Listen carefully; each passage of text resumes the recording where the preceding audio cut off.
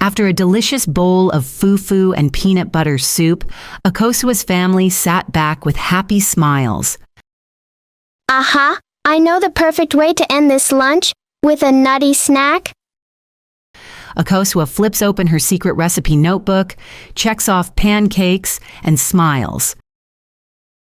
Next on my list, peanut brittles. All I need are roasted peanuts and sugar. This time, Mama Akosua stayed close. Caramel can be tricky. First, I crush the peanuts, not too fine.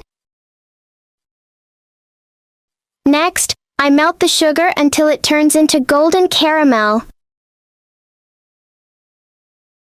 In goes the peanuts. Stir fast. Mama Akosua gives a proud nod. Now I roll it nice and thin, then cut into tasty pieces. Yum! You've done it again, Akosua. Making snacks is fun, but being safe is super important. See you next time. Cooking is magical with Akosua.